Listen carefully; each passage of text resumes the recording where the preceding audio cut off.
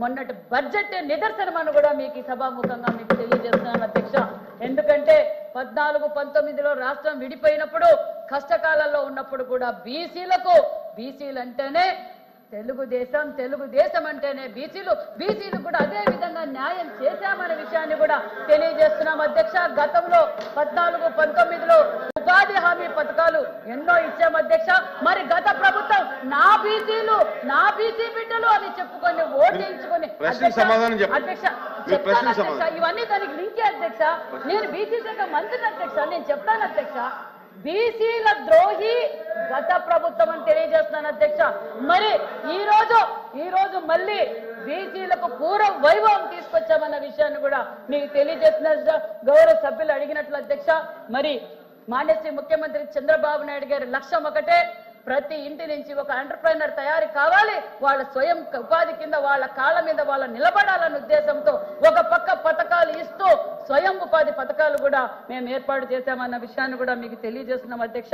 మరి సభ్యులు అడిగినట్లుగా రాష్ట్ర ప్రభుత్వం నుంచి మరి 1046 కోట్లు, మరి అదేవిధంగా బ్యాంకు రుణాల నుంచి 907 కోట్లు, లబ్ధిదారులు వాటా 22 కోట్లు.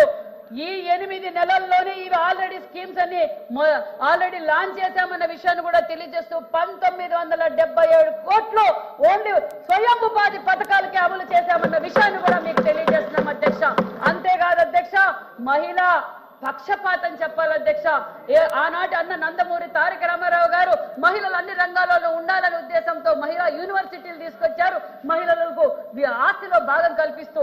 అదే విజనరీలో చంద్రబాబు నాయుడు గారు కూడా ఆ రోజు డాక్రా తెచ్చారు, దీపం తెచ్చారు. మళ్ళీ ఈ రోజు వాళ్ళ కాళ్ళ మీద వాళ్ళు నిలబడాలనే ఉద్దేశంతో 200 కోట్లతో 1,02,000 మందికి ఉచితంగా టైలరింగ్ శిక్షణ ఇస్తూ వాళ్లకు కుట్టు మిషన్లు కూడా పంపిణీ చేస్తున్నామన్న విషయాన్ని కూడా మీకు తెలియజేస్తున్నాం అధ్యక్ష. అదే విధంగా ఈవెంట్ ప్రోగ్రాములు కూడా వాళ్ళు మహిళలు అన్నింటిలోనూ ఈవెంట్ ప్రోగ్రామ్స్ కోసం కూడా సుమారుగా 10,000 మందికి శిక్షణ ఇవ్వబోతున్నామన్న విషయాన్ని కూడా మీకు తెలియజేస్తున్నాం అధ్యక్ష. మరి అంతేకాకుండా మరి వడ్రంగులకు వాళ్ళ నైపుణ్యం కోసం వాళ్ళకి ఉచితంగా 60,000 రూపాయలు అంటే వస్తువుల కోసం 5,133 మందికి ఇవ్వబోతున్నాం. మహిళా సాధికార కింద ఈవెంట్ మేనేజ్మెంట్ కి 10,156 మందికి ఈ రోజు మేము అందజేస్తున్నాం. మరి సభ్యులు అడిగినట్లు సబ్సిడీలు అడిగారు అధ్యక్ష, దాన్ని కూడా మేము ఆల్రెడీ పొందుపరిచామన్న విషయాన్ని కూడా మీకు తెలియజేస్తూ, మరి సప్లైన్ వచ్చి 2 లక్షల రూపాయలకి సబ్సిడీ 75,000, 2 నుంచి 3 లక్షల సబ్సిడీ 1,25,000, స్లాబ్ 3 నుంచి 5 లక్షలకు సబ్సిడీ 1,75,000 రూపాయలతో సబ్సిడీ కూడా అందజేస్తున్నామనే విషయాన్ని కూడా తెలియజేస్తూ, మరి అంతేకాకుండా ఆదరణ పథకానికి 1000 కోట్ల బడ్జెట్ కేటాయించిన ప్రభుత్వం ఎన్డీఏ ప్రభుత్వం అని కూడా తెలియజేస్తున్నాం అధ్యక్ష. అంతేకాకుండా మరి గత ప్రభుత్వం నా బీసీలను ఓటేయించుకున్నారు అధ్యక్ష. 14-19లో బీసీ భవన్లు 13 జిల్లాల్లోనూ మేము శాంక్షన్ చేశాం అధ్యక్ష. అవి సుమారుగా 70-80% అయిపోయినాయి అధ్యక్ష. గాలి కొదిలేసారు అధ్యక్ష. నా బీసీలను ఓటేయించుకున్నారే తప్ప ఆ బీసీ భవన్లు పూర్తి చేసి బీసీలకు అంకితం చేయొచ్చు కదా అధ్యక్ష. మళ్ళీ మేము 14-19లో ఆగిపోయిన బీసీ భవన్ 26 జిల్లాల్లోనూ బీసీ భవన్లు కట్టబోతున్నామన్న విషయాన్ని కూడా మీకు తెలియజేస్తున్నాం అధ్యక్ష. అంతేకాదు అధ్యక్ష, మరి బీసీ హాస్టల్స్ పరిస్థితి అధ్యక్ష, బీసీ హాస్టల్స్ కూడా మీకు తెలియజేస్తున్నాం అధ్యక్ష.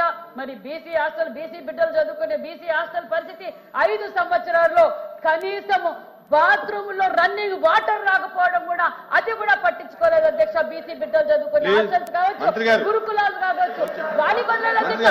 మరి ఇది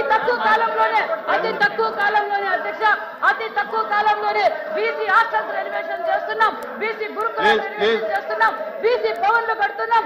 మరి ప్రజలకు బీసీలకు కోసం అహర్నిశలు కష్టపడే ప్రభుత్వం, బీసీలకు అండగా ఉండే ప్రభుత్వం ఎన్డీఏ ప్రభుత్వం అని కూడా ఈ సభాముఖంగా మీకు తెలుసు.